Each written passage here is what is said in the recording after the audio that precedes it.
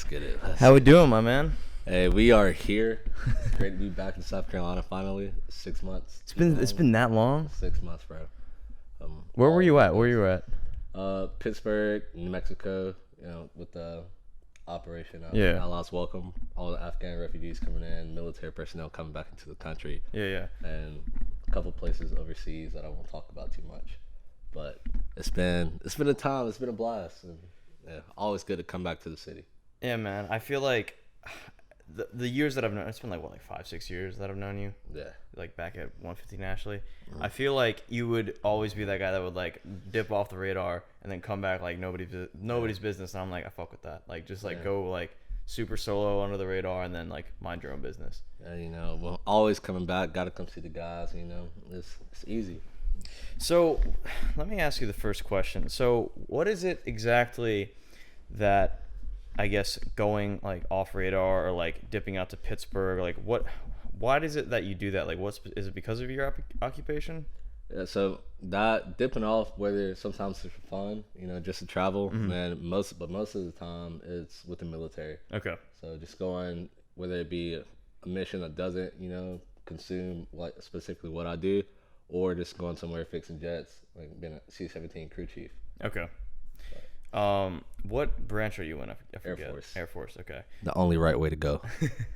What compelled you to go into the Air Force originally? I've always wondered this. So if you could, if whatever you're willing to talk about, what you can. I love telling the story all the time, and people think I'm BSing.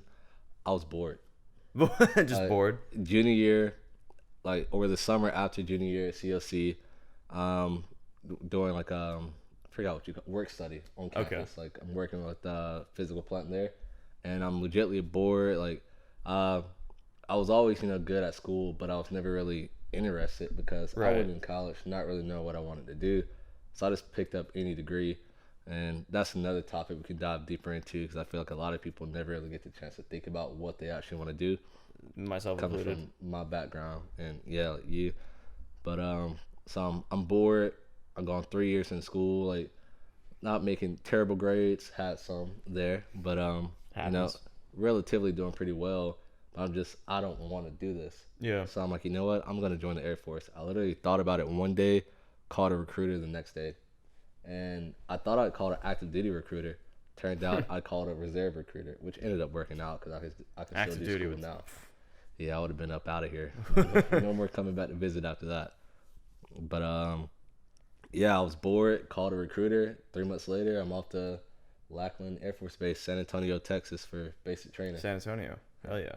Yeah, all Air Force goes to San Antonio. Okay, it's good to know. But is Army South Carolina or is it Marines here? Army is Fort Jackson. There is a Marine. What is it? Parris Island. Yeah, Parris Island. Yeah. And Beaufort. Yeah, I pass it all the time because my parents live down in Hilton Head, so I pass it like basically every time I go home. Yeah, man. Oh, Marine! Shout out to them boys. They different, built different. Different, bro. Yeah. I have a buddy. I think he's training to be a Navy SEAL right now out in San Diego, which is intense. Shout out to those guys. I don't think I could ever do that. That's mental resilience right there. I think what I know that you were bored, but like after how long has it been? It's been almost 4 years now. Does it go by fast after a while? Like you just kind of go through the motions, or is it like there's something new every single time you're on base, every single time you're called into work? Definitely goes by fast now because within your first year you come out of basic, you go through your tech school or your OJT on the job or OTJ on the job training, and or I guess it would be OJT. They don't. Yeah, on the job. They don't put a letter on the. But so you go through that, and you come back. You do what's STP, like supplemental training plan, and just to get better at your job, because as a reservist, you don't have to spend enough time on base to really get proficient. So I did like 139 days of that, and during that, I was pretty much like the new kid, always on base. Pulling in a lot of knowledge and wisdom from what I consider to be like the OGs or like NCOs, and but after that, like once you get your 5 level, because going in your 3 level, then you get your 5 level, then your 7 level, but after that you get your 5 level, and then you just start getting to do all these different missions and whatnot. And at that point, you're not the new kid anymore. They're taking other people underneath their wings, and so at that point, it just starts to fly by. Okay. And Yeah, because after that, you're pretty much on the road, just having fun. So what percentage of it is like, again, how much you can divulge? What percentage of it is like, specific training versus like just general training versus, like how do they break down like training to become like your own individual like operative so that you don't have to be under someone's wing forever? I mean, obviously military, you're going to be under someone's wing Yeah. at some point, but as a 3 level, again, like that 139 days of STP, it's 100% training. okay. If you're a reservist and you're coming in for that weekend warrior duty, as they like to call it, 100% training. Okay. Like, or I'll say like 95% and then 5% training. Like, but if you're on the road or on active orders, you're production. Okay. As we call it production, and so it'll go like I'll call it 70-30. Like then you'll do a little bit of training, like stuff you have to stay qualified on. But other than that, it's all work. So that's like your first year that you get all that done essentially. Yeah. Okay. So then just to say that you know how to do this, so if they need you, you can't get called off to go do this or that. Okay. Yeah. So what is your like rank? Like how does the Air Force versus Army work and all? Like what's the main distinction in terms of ranking and all that sort of stuff?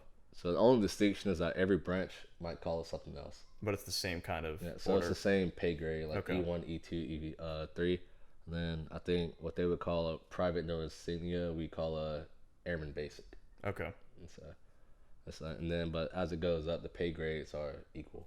Not saying we get paid the same, but the pay grades are equal. Okay. So what have you, not pay grade wise, but what is like your official rank or title for the Air Force? Right now, I am a E4. Almost forgot my rank was. E4 or senior airman. Hell yeah. Soon to be staff sergeant E5.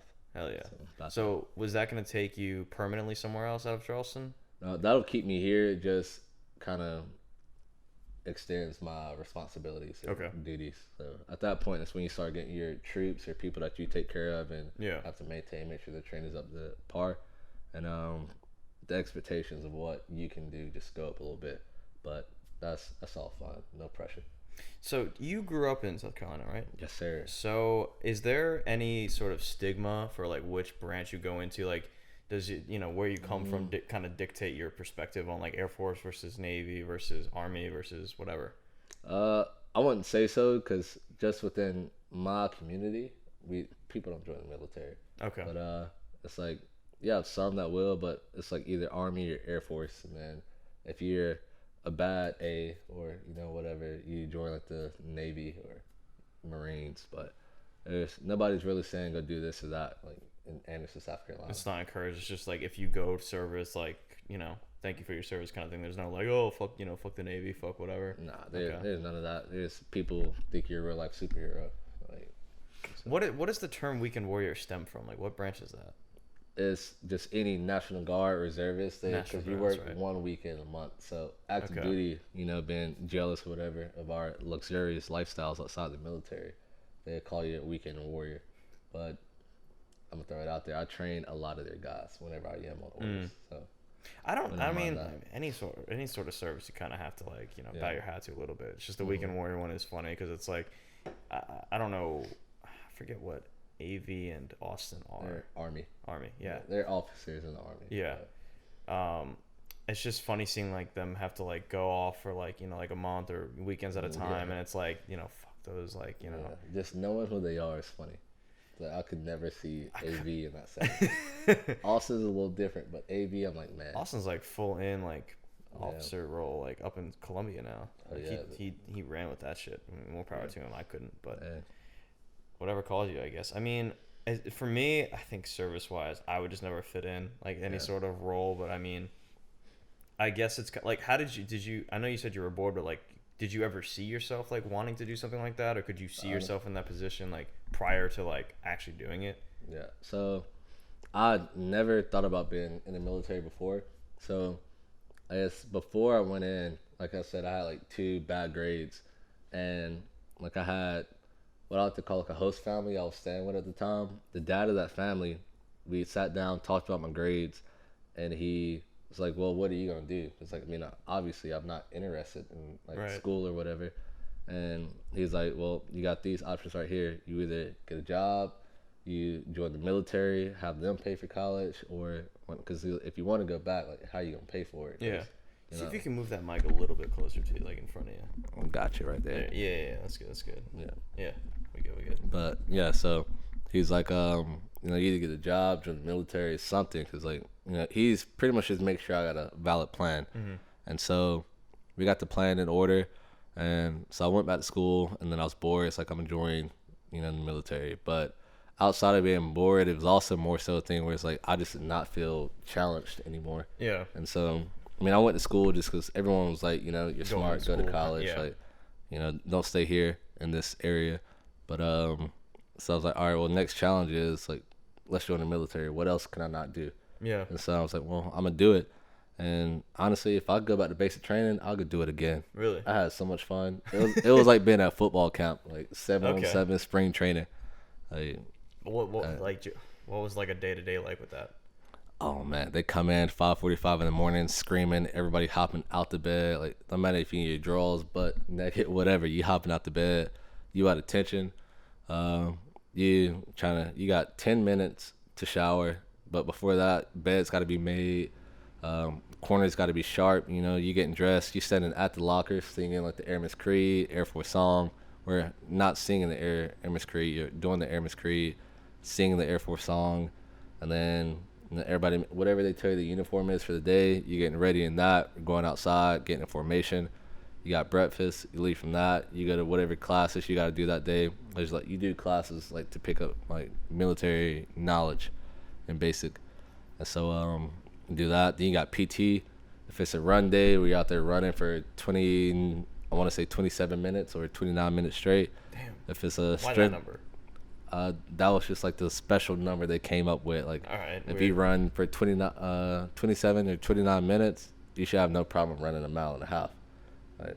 Okay, it's an interesting number. But. So even now when I run, I don't run to do a mile and a half. I run 29 minutes, and just see how far you get. Yeah, it works, but it'll get you faster, or if not faster, build some endurance.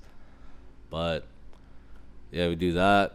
Then Sundays were the best days. So Sundays were the days where your drill sergeants or MTIs did not come in, and so we that's when you went to CP, where there'd be like church, pretty much. So you had downtime, you sing or whatever, or I'm not gonna lie, some of us went to like the atheist service, but it was only because they show like movie trailers, gaming trailers. So it's more fun. Yeah, so that was like your time to like, all right, let's go watch a movie, like a 30-second clip or something.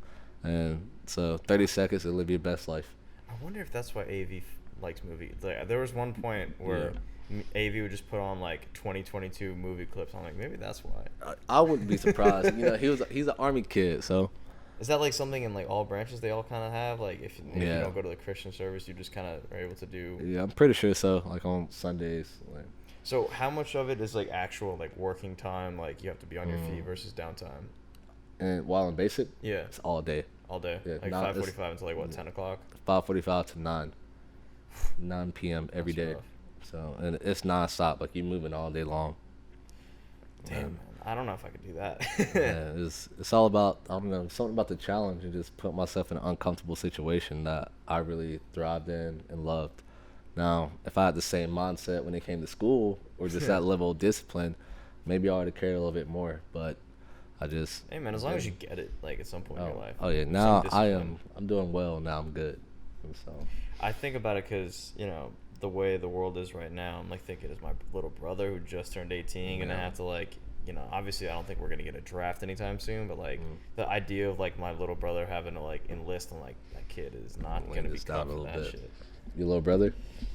No. Yeah. I love him to death, but I don't think he could ever serve, man. Yeah. I mean, like, if I can't serve and, I have a little bit more, pain tolerance, like, I think, at least, but, like, he just, there's no way, man. Yeah. There's no way. And I just wonder, like, the rest of Gen Z, I'm like, oh.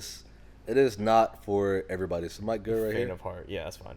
Yeah. It's not for everybody.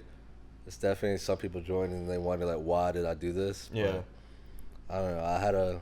I'm glad I do it. If I could go back, I'd still join. Yeah, I know a couple guys growing up that were like, I'm gonna do it for the money, man. It's like easy money. I'm like, hey yo, like that's there's other ways to make money other than that 10K bonus or whatever it is. Like. Yeah, if you do it for the money, you're gonna be miserable. Yeah, that's what I've heard. So speaking of like the world affairs, how do you feel about like the whole Russia Ukraine thing? Do you pay attention to like foreign affairs and like? Yeah. Because I mean, you get deployed. You got deployed, overseas the past year or so. So honestly, I'm the kind of person I might get crucified for saying this, but I just mind my business, bro. Yeah, I think that's a very valid stance. I don't think you get crucified.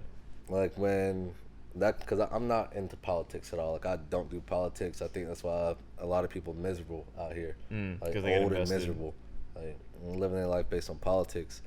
But obviously, when it becomes a military thing, I have to be a little bit invested because it affects you on a day-to-day. It affects my life, yeah. And so I don't think anything's gonna really develop with it. Like it's just gonna be those like empty threats back and forth. Like let's arm up and make it look stronger. But I don't see us going to like a full-scale war with Russia. Yeah, I hope not, at least, just because it seems like it's another Vietnam kind of proxy war bullshit. At least to me, it's just like, I don't really need to get involved. But if we go to war with Russia, that is World War III. Oh, for sure. That's madness. That's China, Russia, and then obviously you probably have the Middle East somewhere because China fuels them. And I saw this video on TikTok, funny enough. It was like an explosion in Russia, and I was like, I hope that's not like about to set off something, because you get drips of like stuff online and you're like, oh shit. And China out here making whole artificial suns, so I'm not ready. You saw that? Ready. Dude, what the hell? Well, how long was that thing active for? It was like a significant amount of time. Yeah, it's like almost a day, I think. Yeah. Oh my god, dude. That might not be accurate. Don't quote me on that. I know what you're talking about, the artificial sun. It like went on for a significant period of time, and it was almost, I forget what the divisible was, but it was like 4 times more powerful than our sun or something like that. Yeah. Some crazy quote. Dang, but y'all can't cure COVID though. They don't quote me on that. That's a spicy topic. I'm so tired of COVID, man. Yeah. How did that affect military service for you? Like, did it make things weird? Yeah, because like I had a lot of friends who got kicked out because they didn't want to get the vaccine. So if you're in the military, you're government property. So they forced everybody to get the shot. And then you have the boosters and whatnot, but you're not required to get the booster. But a lot of people got that. So I had a lot of friends who got kicked out because of it, active duty and on the reserve side. Is that considered like dishonorable discharge? Like, how do they handle that? It's just a regular discharge. Okay. It'd be too many dishonorables if it was. Yeah. But excuse me. I remember while I was in New Mexico, we had actually the day after New Year's, 87 people tested positive in one day, and so we're trying to wrap up this mission, and get back home, quicker than we were scheduled or planned to be, and then pretty much just put everything on a standstill because like nobody can work now, and it's just dropping the numbers off rapidly, and then we'd already had a bunch of people leave early, so I don't know. I feel like how much percentage wise do you think people dropped off after the COVID fires and stuff like that? You should probably cut us in half. Like, really? Like 50%? Yeah. Like, holy shit. So I was on a team. So you had multiple different teams. I was on a team of 6 people. When I tested positive first, I had no symptoms. I was working out, running, jumping rope, everything still. But I felt great. I was even playing Uno. But I was on a team of 6 people. After I tested positive, 3 more tested positive, and then so only 2 were at work. Spread like wildfire. Yeah, and it was just different groups of everybody, but they were down bad, like body aches, like explosive from both ends, and like I said, I was living my best life. Yeah, I did when I got it last year. No, 2 years ago. Now I think it was like maybe a sinus headache, like nothing more than that. Hold on, let me reset this camera. But yeah, I mean, all in all, it wasn't too bad. It was just COVID, man. Oh, that San Pellegrino. Looks good, man. I have not had one of these. We're not sponsored anything yet, but I like it. Let's see. Flavored sparkling water. Hey, yo, this is pretty good. Yeah. I wonder if they have like an alcoholic version. Probably so. Alcoholic or alcohol. So, because of, I'm assuming Air Force takes care of you pretty decently financially wise. Yeah. Would you say that majority of your like fun spending has been on sneakers? Talking about what we Okay, were talking earlier. before I answer this, let me say there's a song called "Tomorrow" by Dom Kennedy featuring Ty Dolla Sign, I feel like I've and heard this. he says one of his lines of the song is "Stop buying Jordans, save up, you should get a car." I bought a car. Hey, what kind of car? A little sadder for now, it's just a used one, but Hey, hey, man. we still working on the Volvo S60 2022. Quote me on that one. Hell yeah. But yeah, so a little Saturn view for right now. But I guess the job done, man. It's the A to B. hey, right, and they holding me back. I look good. Hey, but so how much of my money goes towards shoes? I mean, you don't got to put like a number down, but like how versus like other stuff, would you say like 30% of your spending money is like sneakers, 100%? Like, what were we thinking? About 60% of my money goes towards shoes. But Damn. all That's my impressive. my bills are taken care of. I mean, Actually, yeah. let me chop that off. It's about 40% because I take care of like family and friends and whatnot too, like people in need. So once they taken care of, then I go take care of me. Yeah. And then, but it's those luxuries in life. You got to take care of yourself, have some fun, and Yeah. 80% of feeling good is looking good. That's 100%. Pretty sure I heard that in a Bosley commercial. Really? Yeah. I agree, man. I fumbled the bag with my own like personal finances the past year, so I've just been like recovering from that before I kind of break splurge spend. I mean, like I went stupid like my senior year of college, and then spent a lot, put it on a credit card, and been paying that bitch off since, which do not advise. But I miss the sneaker game, man. Like those acronyms, man. Those are the first shoes in like a good minute that I've wanted. Like I was bad. surprised to see them at APB. That's what I'm saying. We're not sponsoring APB either. They ain't paying us, but they got a good selection. Facts. Are they still appointment only? I've walked by there a million times. I never book appointments, but if you walk up and try to open the door, it will be locked, and then they like ask you to put a mask on still. Still? Yeah, and they only do like one person in the store at a time. But I mean, it's How do they alright. make money doing that? It's never busy there, so. Yeah, like I've never understood how that place is like open. Well, I think they mark up a lot of their stuff too. They so, do. I yeah, figure they do. like their T-shirts are like $50 and shoes. That's not so bad. I mean, but when you sell like Comme des Garçons and Pleasures and all that, BBC, Billionaire Boys Club. then, Different kind of BBC. hey, pause. But Bruh. yeah, they selling the right merchandise, so they making it, and they also have the online site, so everything don't gotta be in Aren't store. they a chain store? Like there's multiple. It's not Yeah, just the one so- right here. Yeah, they got like 5 locations. I want to say the owner is from Columbia, South Carolina. That's right. So he has like 5 different locations at Okay. least right now. I hope I'm correct. Don't quote me on that. Don't be mad at me. I think my first exposure to that store was I was going to the Commodore my sophomore year of college, and this is when the Commodore was like jank as fuck, like 5 years ago, 6 years ago. Yeah. And I was Different vibes. way different vibes. Like this is when East Side was still considered like hardcore or ghetto, but like it never was. Yeah. Leaving that place with my boys, it's like almost 2 a.m. and I see like people sitting out front of APB. I'm like, yo, like what y'all waiting Sneaker for? release. Because I'm still like, yeah, definitely sneaker release, but I'm like, I haven't camped for anything in forever, and I'm like, what could they possibly be camping for? There's not been a big shoe release in forever. They're like the satin ones, and my fucking head almost popped off my shoulders. I was like, they're getting it at this fucking store right here. Yeah. This like the one of the most coveted ones of all time. Yeah. And I think there was 5 bread pairs. toast. I want those so bad. There was I think 5 pairs allocated to this store. There were like 4 or 5 people outside, and I should have just sat my ass down for the next 6 hours and just waited. Hey, I was too would've. drunk.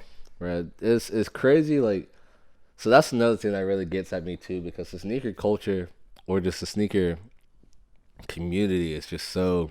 It's I'm gonna say changed. it's corrupted right now.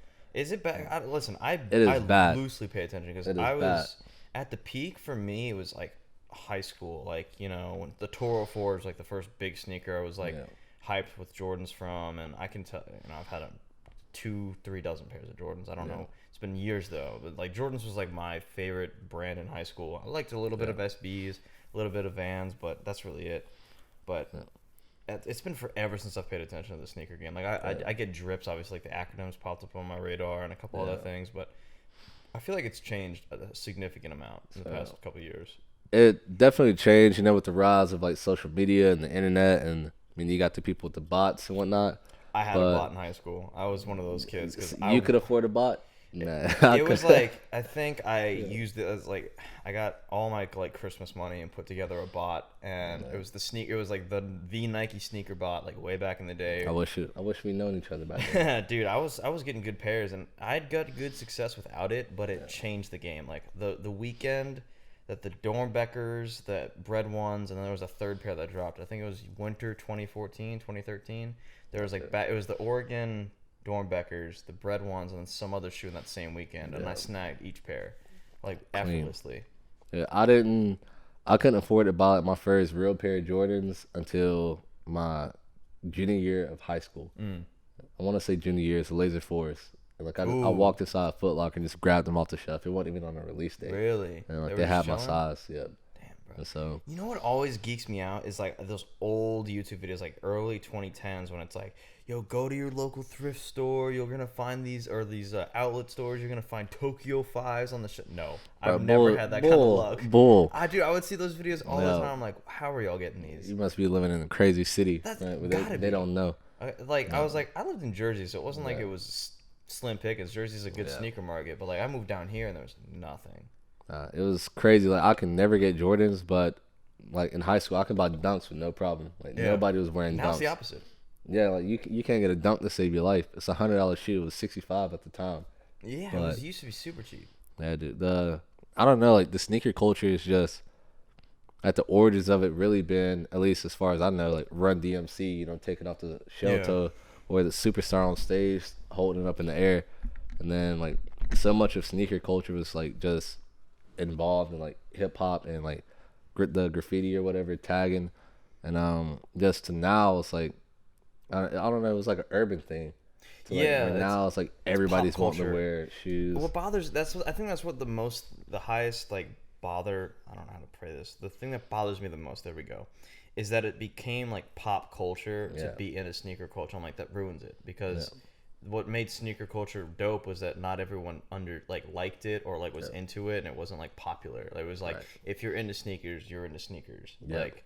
I don't remember what the dude's name was, but there was like a famous influencer who always had like the joggers on and like the same pose, and sneaker con was like such a big thing too back in the day. Like thinking about that culture versus what it is now, it's like it's two different shades. Yeah, it's crazy. Like now it's like people watching anime now. Like it's cool to watch anime now. So everybody want to watch anime. Bro, I got bullied for watching anime. I got my stripes from that shit. I don't want to hear nobody talking about Demon Slayer. I'm like, bro, I was watching Naruto when it was pronounced Naruto by white people. I was like, I want to hear none of that. I remember like being like categorized as the weird kid in my hood growing up. Like just known as like the weird ass kid.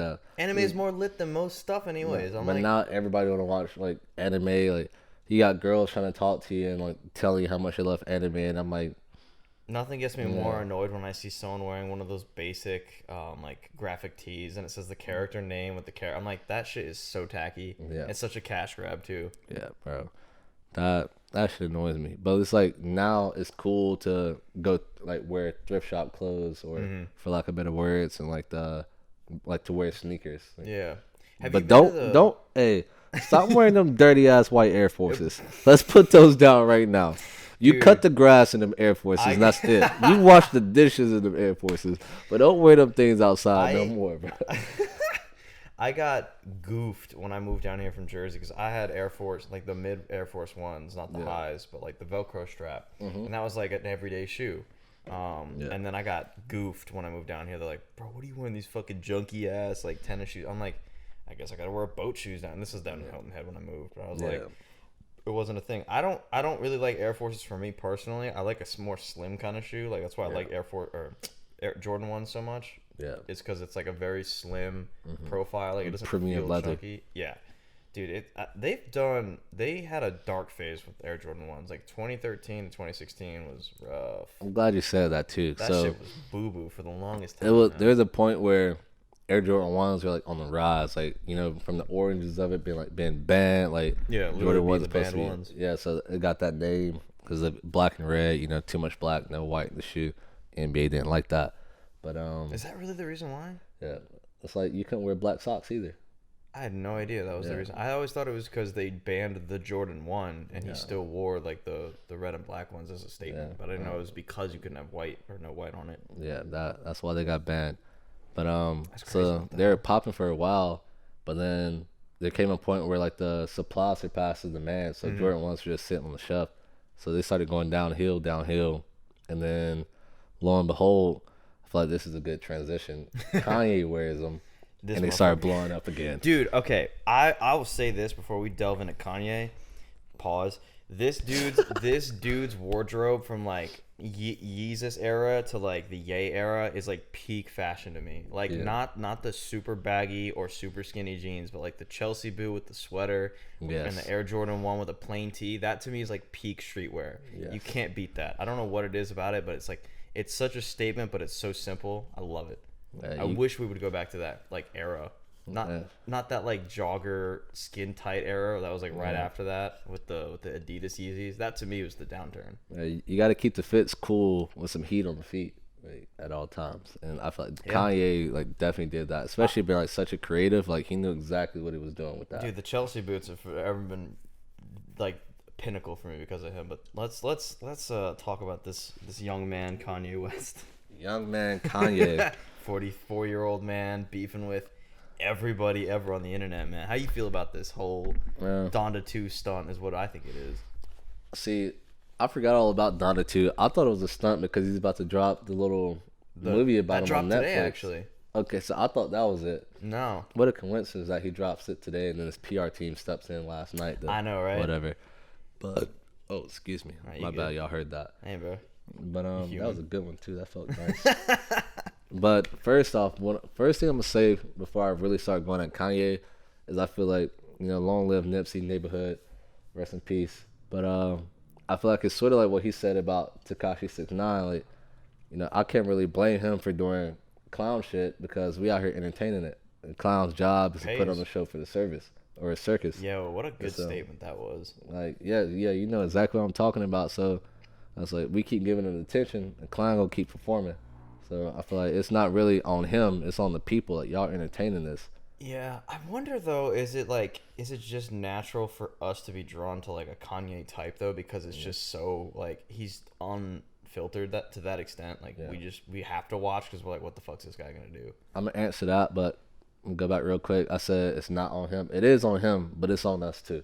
Yeah. But bro, I'm glad you said that because people swear like they not into like toxic people, this and that, but y'all love toxicity. Worship it. You go on TikTok right now. What's getting the most views? Like everything toxic.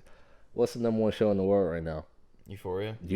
Toxic as hell. Is like I ain't gonna lie, I be watching it, but that shit toxic. Like no, I watch it too because it's like the term rubbernecking. Like when you're on the highway, people rubberneck and look at an accident because they have to watch the train wreck. Like that's how I feel with Euphoria. That's how I feel with Kanye and pop culture. It's like, do I care? Not really. Like I very much like Kanye as a person. Yeah. He's like a huge inspiration in my life personally, has always been. And I hope nothing goes wrong with him and his family, his divorce, whatever. But he makes it hard to be a fan sometimes. We can't even say Kanye needs help no more because we've been saying he needs help for years. I think he knows what he's doing. He knows exactly what he's doing. Like, I don't think it's help related. I think he knows. I'm gonna be honest. It didn't really catch my eye when he was doing all the stuff with Kim because I don't get into celebrity relationships. It caught my eye when he's pretty much started dissing Kid Cudi. Yeah, that really pissed me off. That pissed me off. You went at him, told him like you done because he's friends with Pete Davidson. Like, bro, you're gonna soil a 15-year friendship, whatever, like brotherhood essentially, over him being friends with Pete Davidson. Right. And then Cudi surprised me with his clapback. I was like, you're gonna leave Kanye like the same? I'm like, if you're both boys, like you should at least fight, like or at least be like, hey yo, he's my boy, he's whatever. We'll talk about it off screen, but like to play the game is what. Like I lost respect for both of them with that. I was like, y'all both being childish. Right, bro. It's like I don't know. I feel like this man he's just such a narcissist, and I was gonna make like a political reference to like who he reminds me of, but I'm not gonna do that for the sake of the viewers. I think y'all can figure it out. Yeah, like bro, you don't figure it out. Like I think Sean King would say something about it, and I don't really follow him either because too much politics.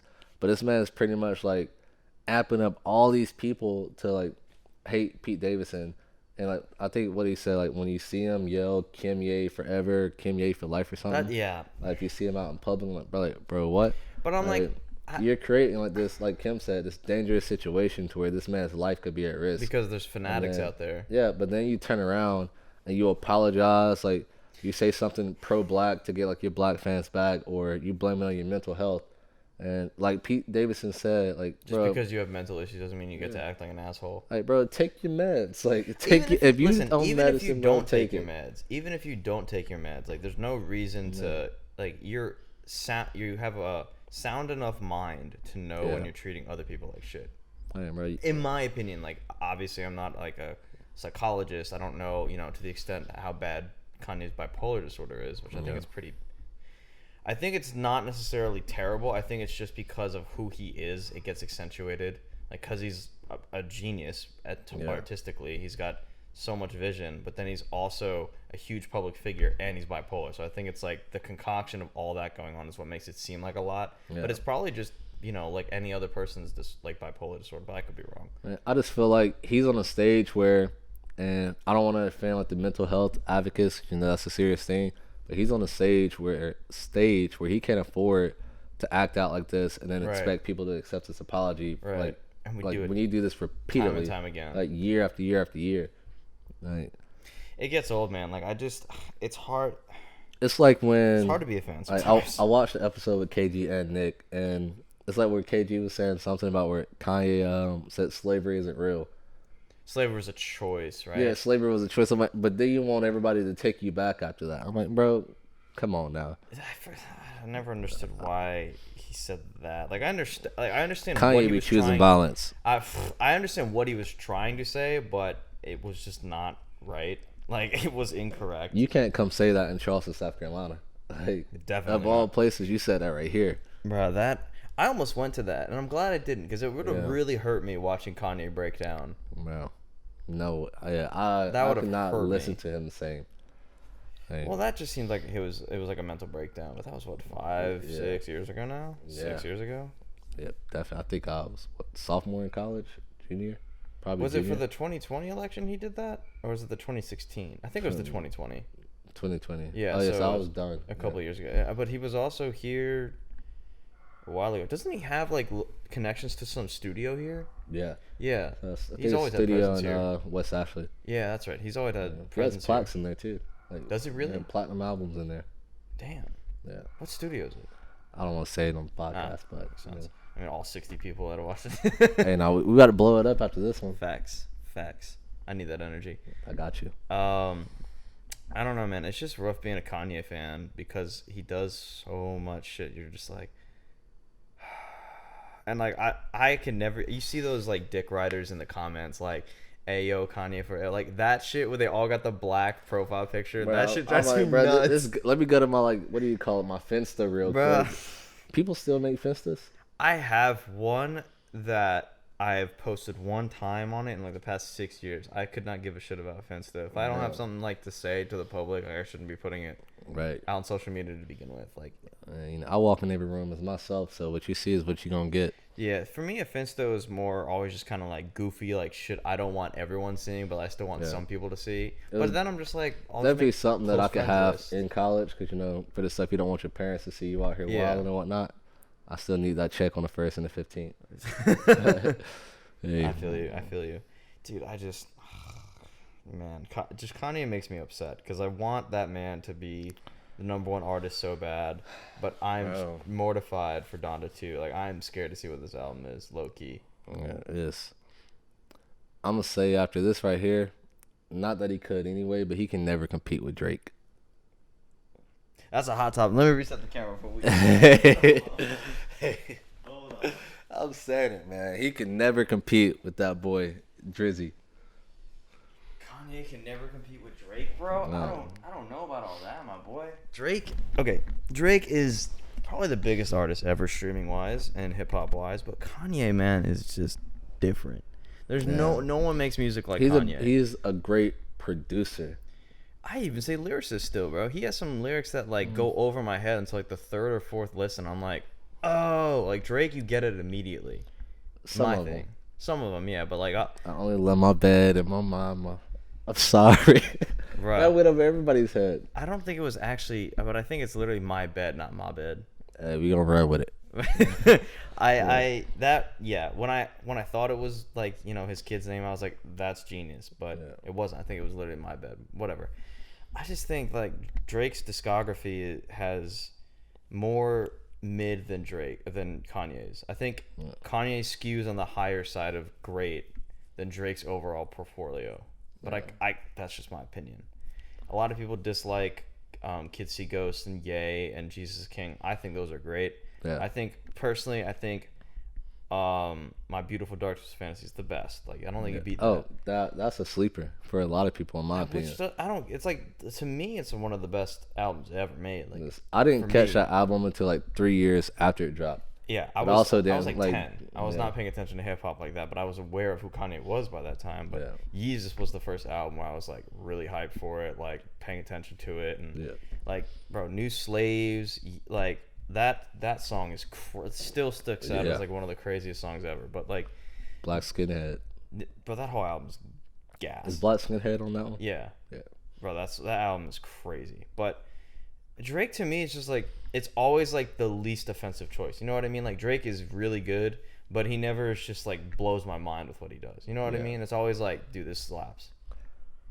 I don't know. But he's consistent. He like LeBron. Yeah, that he's man consistent. is gonna keep going. But like, at what point does like his catalog start to blend? You know what I mean? Like it all starts to kind of sound the same, which is what I like about Kanye is none of it sounds the same. I can see that, but I mean, some people try to say the same thing about J. Cole, but you're not gonna tell me that Kanye had better lyricists than J. Cole.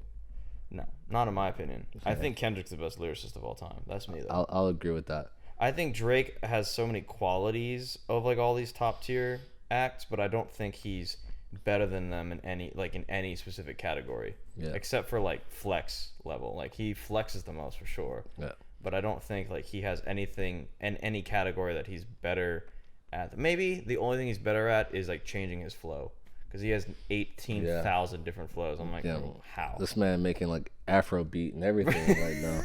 That man hops on a joint with Gold Link and then we'll go link up with fucking Dua Lipa. I'm like, right. And then Bad Bunny. It's going to ride the whole time though. Like he can Spanish. do it. I'm like, bro, this dude speaks Spanish fluently. Like what? That joint with Bad Bunny a couple years ago, Mia. That I still play that. The Weeknd has a song speaking Spanish, and I can't remember the name of it right now. But fuck, I know it. I know it too. Damn it. Ooh, between Drake and The Weeknd, who do you think's bigger now? Ooh, because they're the two biggest I think in the world right now. That's tough. That's really tough to answer because The Weeknd is international. Drake's definitely international. Yeah, though. Drake's international too, but not to the same extent.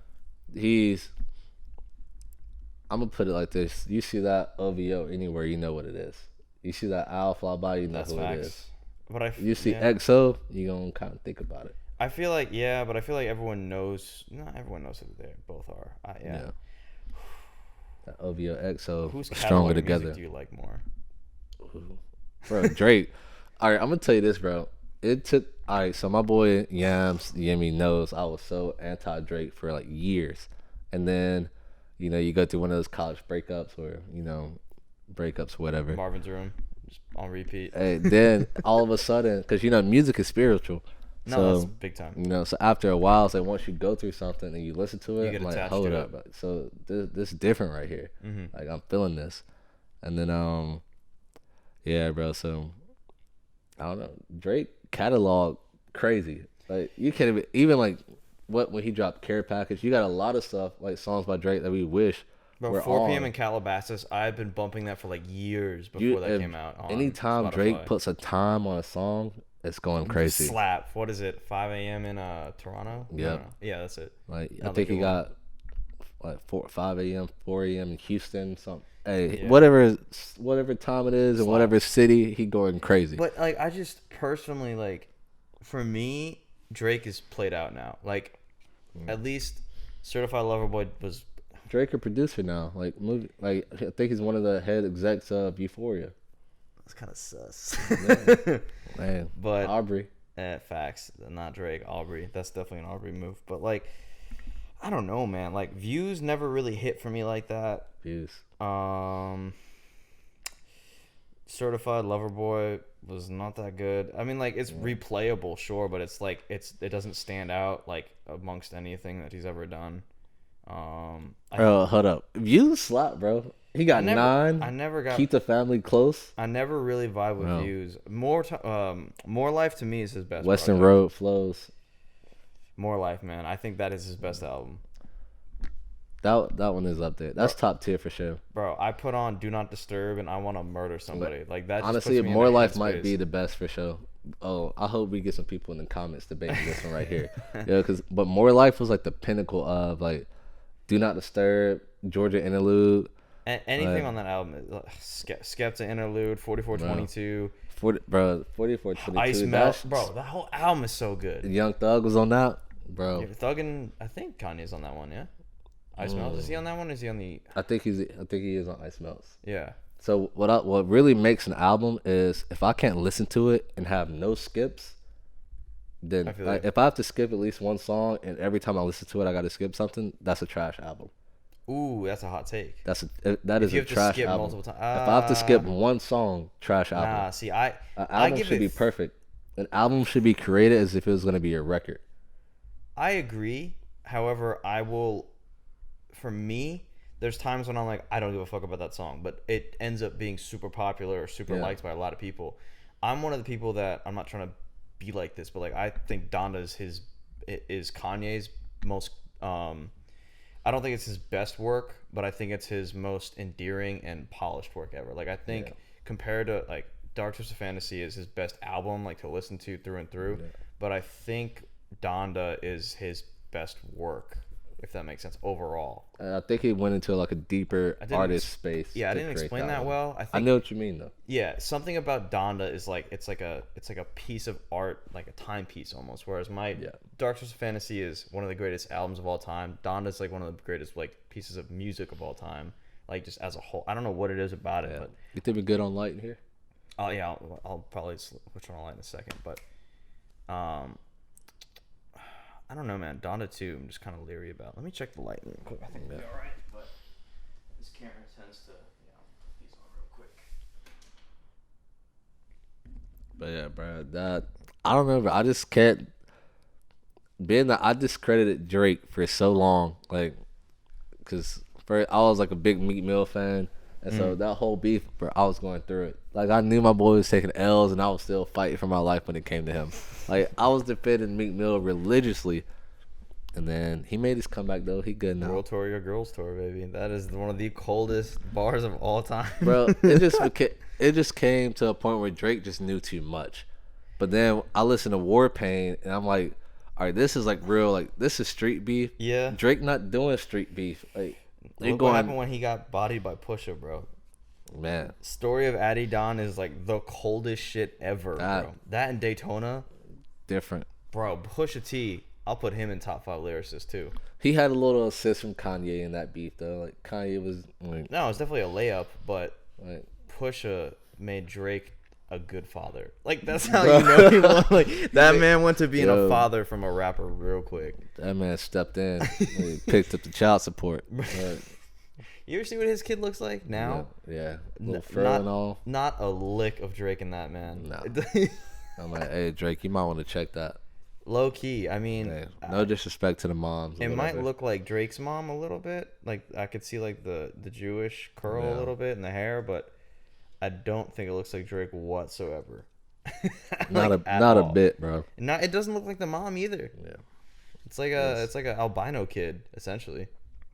Not even a ginger. But Drake, man, I really hope that his next album is like his last. I know that sounds really controversial, but this man has put out like music for what, like 15 years. Bro, I've given up on trying to predict music or look forward to albums because I never know what's gonna drop.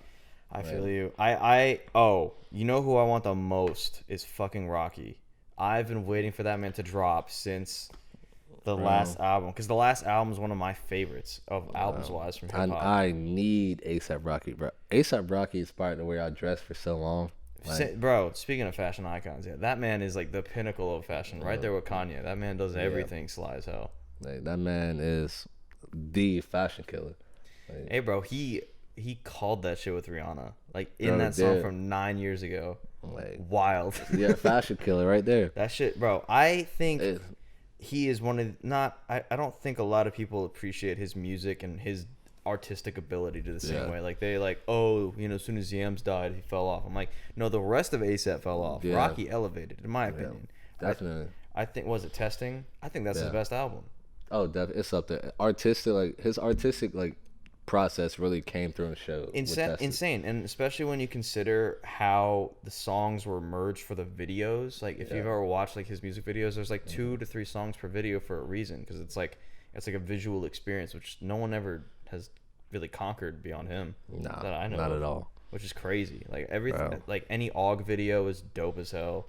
Like those Og DVDs are super sick. Any Og clothing is sick. I'm like, I need another album, man. I'm waiting for that shit. And if nobody gives ASAP Rocky his flowers, you know, Lord Pretty Flocko, Jody. Bro, I saw him in New York like 3 years ago. It was on Thanksgiving morning.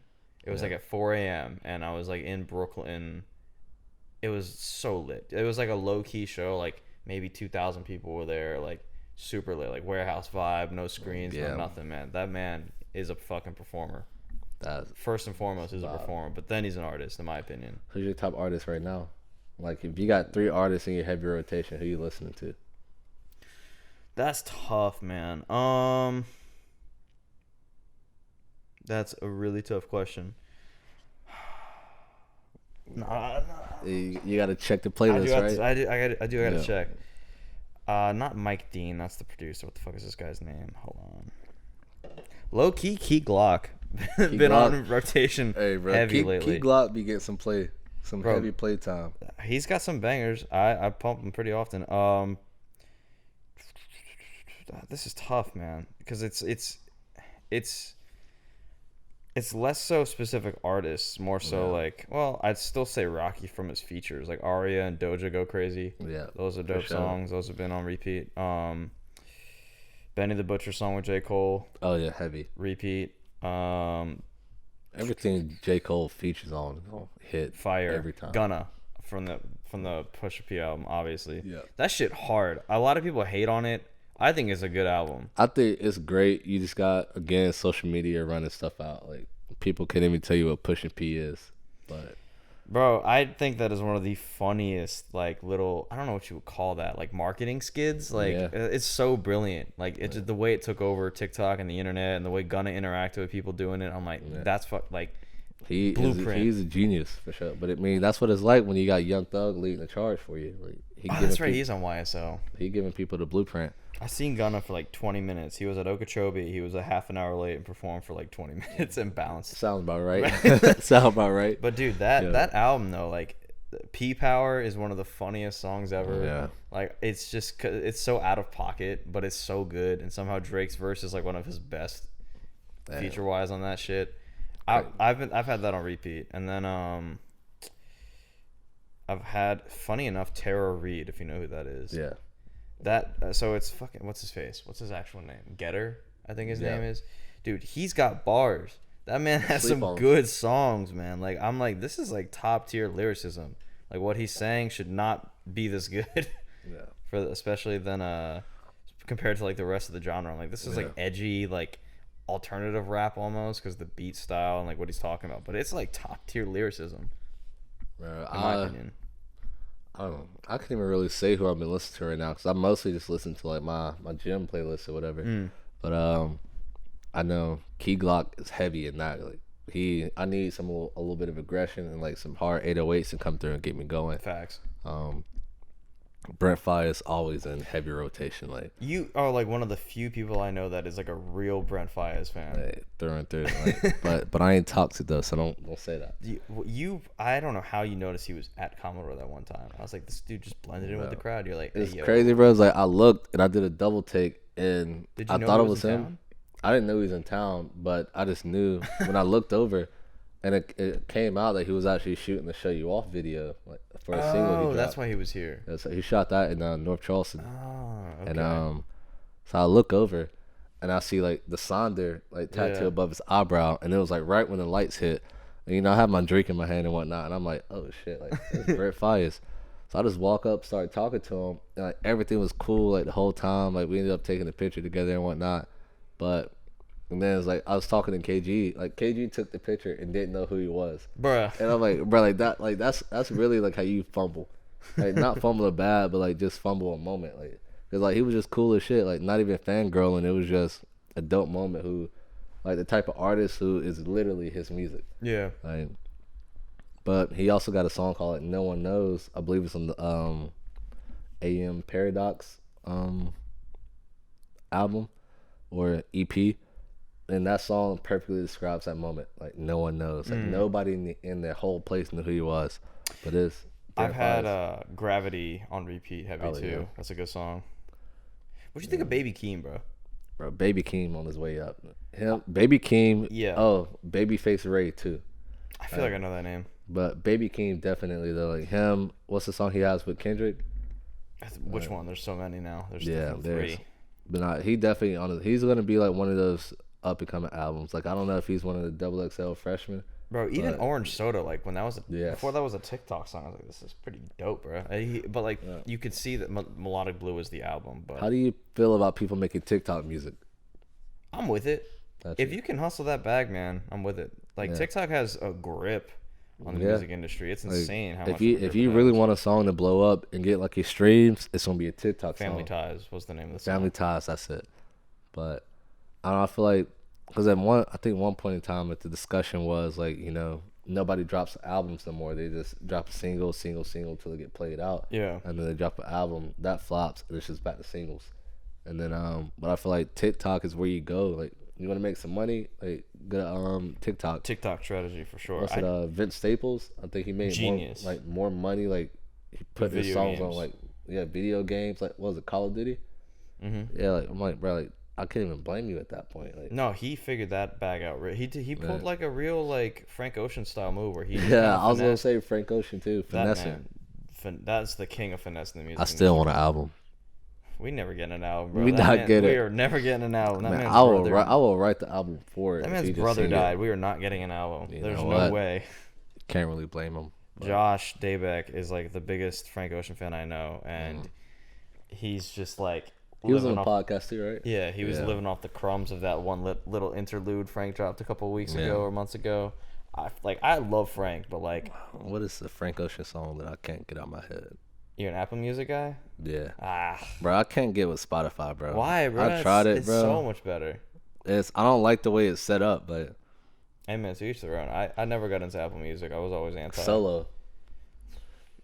Solo by Frank Ocean. That song's a vibe every time. For me, I mean, Pyramids is like the fucking pinnacle of like Frank Ocean music. But I think, I always forget when I'm trying to think specifically of a song. I blank so hard. I don't know why. Self Control is my favorite song on the same album, Blonde. Yeah, I think Pyramids is his best song. It might be my favorite, but something about Self Control like makes me feel like I'm like on a plane, just like to going with no plan in sight. I'm just like cruising. Bro, all right, I got a different question that's still on music. If say you're on a plane, you got one album you're listening to. Oh, good. Or one artist. Whole plane ride. Weekend. Yeah. I think I go The Weekend or there's a couple. The Weekend, Flume, or Tame Impala. Bro, I don't know what it is, but I can only listen to 3 people on a plane. Interesting. Every time? Yeah, every time, like, and it's gonna hit. And surprisingly, it's not Rod Wave, but bro, that's gonna be like one emotional flight. Bro, that would be a sad flight. But it's Westside Boogie from Compton, Dom Kennedy, L.A., and then of course Nipsey Hussle.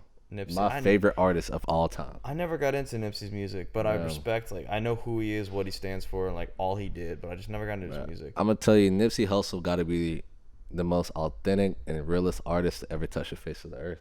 That's high claim. Because everything that he like, literally, if you listen to his music, cause I like music that, like, when I hear it, it's gonna paint a picture for me. And like, he gave the blueprint to everybody. Everything he said he was gonna do, like, he did it. And like, it's like literally like this man's talking about his real life, and it was more than just like people know him as a game maker, you know, Crip, neighborhood, whatnot. But man, it was a businessman, a mogul.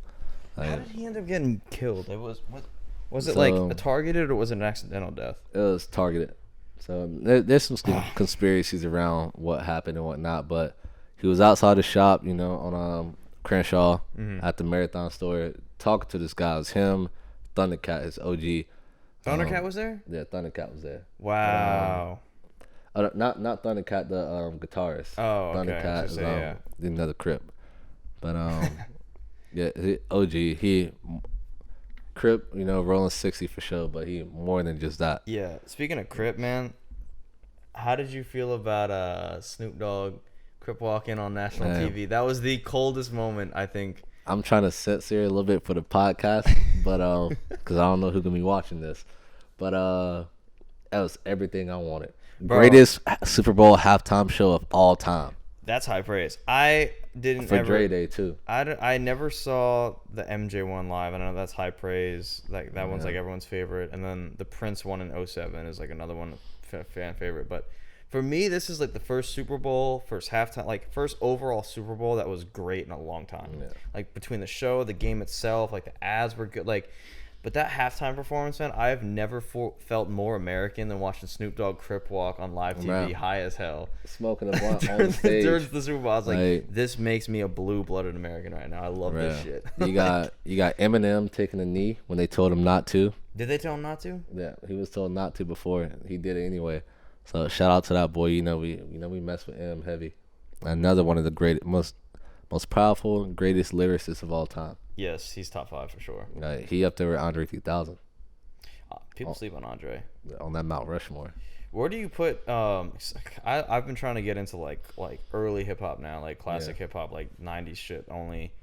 Just because like the way everything sounds is so, it doesn't sound vintage necessarily, but it just that time period of like hip hop sounds so distinct from everything else. Yeah. Who's like your favorite like classic hip hop head? Ooh. So me, I was fortunate enough to grow up, you know, around some family that was like real big into hip hop. Like my dad was like a big Mystical fan and whatnot. People today don't even know Mystical, I who know that Mystical name. is. Like my dad we had all the CDs, like pop open the little center console CDs forever. Gotta wipe them off and whatnot. But bro, my favorite, it's gotta be Rakim. Or I'm gonna say Pete Rock and CO. Okay, I don't know who that is, but I know who Rakim is. Yeah, That's who Rocky's named after. oh yeah, Pete Rock, bro. Him. That's just real hip hop, like from New York, like birthplace of hip hop. You got the little, it's a hip hop beat, the do, Yeah. like that right there. Like, I don't know, like it's got to be Pete Rock, and I want to make sure I'm saying it right. CL something. My bad. No, you I good. don't want to throw no disrespect on him. Yeah, you gotta pronounce it right. Yes, Pete Rock and CL Smooth. They got a song called Troy, or They Reminisce of You. But Pete Rock, like, just that whole song is just traditional hip hop. I gotta play it real quick. My bad for the No, people. you good. Put like 30 seconds of it before YouTube claims it. I've heard this song. Like that right I've there. definitely heard that song. And then like, bro, the trumpets come in. I'm like, yo, this whole beat is crazy. Like, I will I know that freestyle. song. Like, you can loop that beat, and I'll freestyle for 15 minutes straight. Dude, that's that's one skill I've always wanted to like be good. Like I can write bars. I don't know if I could ever spit bars. Right, it's crazy because like, we get together and Nick, KG, like, yo, let's freestyle, whatnot. Jay will be around, Hunter trash, but hey, he'll try his best. But hey, that's my dog though. That's my dog. But That's funny as hell. hey, he went to Wren High School. There ain't no way he got it like that. But yo, so. But it's like they'll be going and whatnot, and they always want me to do it. I'm like, nah, bro, I ain't got it. But I don't know. As soon as like you catch a beat, you start going, it's over. But it is just fun. Like I'll just go on for days talking about life, like the moment you give me a topic, go on it. But then I don't think there'll ever be a moment as good as like when we would freestyle with like Jarrell and whatnot. Jarrell, Joe, I LA. forget that y'all were like boys in him from the beginning. Yeah, I think you were around there that time, weren't you? I met him a couple times. he just struck me as, I don't want to like be disrespectful, but like inauthentic in a way. When I met him, he's very tight knit. It was just that the way he spoke changed every time I met him, and I was like, that's kind of weird. I met him like a handful of times, and I was like, but of course, I didn't expect him to remember me, but it was always like, oh, how do I know? It was like, how do I know? I was like, bro, I've been in smoke circles with you, like hung out with you for a couple hours, man. But anyway, I feel like a good freestyle session is like a bonding experience. If you if you are on the tee, like you don't miss a beat, like that's a fun experience. I've just never been a part of it because I don't think I could freestyle. But I have the bars up here. Just I don't think I can speak them. Yeah, sometimes you might just have to write them down. Don't nobody else got to know. Have them ready. I don't want to name who, but I think you were there at the time that it was me, you, Hunter, and this other individual rapping in my old kitchen. I already know. That shit was trash. That shit was trash. My freestyles will sound better than anything he has ever written in his life. Bruh. I hope he watches this and knows exactly what moment we talking about. Jesus Christ. Like, almost name drop, but then somebody will be upset and I gotta drop a diss. Nah. The Charleston music beef, that would be funny as hell, bro. Yeah. I just for me, I just could never figure out like how to properly freestyle because it's an art. It's like an art. It's a form of art, and I just like writing it and then spitting it are two separate things. Yeah. And like I feel like I'd be able to now just because the practice with like talking out loud with other people and like writing it down and trying to produce my own music at times. Like it's definitely something I could try and do, but I don't think I'd ever be good at it. I'd like to be, but I don't think I'd ever be good at it. I think it definitely takes a lot of like practice. Like me, just being somebody who used to do a lot of reading growing up, and just expanding like I guess like my catalog, or for lack of a better word, there's another word I was gonna use, but I just lost it. But and eventually you just pick up on stuff and you get better at speaking, delivery. Yeah, and then I don't know. Like I used to write spoken word, and then also being great at like talking to people, it just became natural. It was one of those challenges again where it's like, well, I want to see if I can do it. Yeah, 100%. Boom. I always think about when it's going on, like KG will ask me, like when I live with them, he'd be like, you jump in. I'm like, nah, I'm good, man. Usually I was like pretty baked, but like I was like, and like as they were spitting bars, like I would think of bars in my head, like what I could possibly say, but it would just never like leave my head, which maybe I'll practice in my free time, like a lunatic, just like in my own apartment with the music going. Seeing if I could work. We gonna get a cipher going soon. Soon enough. Hey man, I think I'm gonna wrap it up. I want to get you over to your game on time. 6:30 already, which is a good time. 6:30. Game time. Appreciate you coming on, man. A lot of fun. I'll definitely have you on before I eventually depart the city and where are you going? Austin?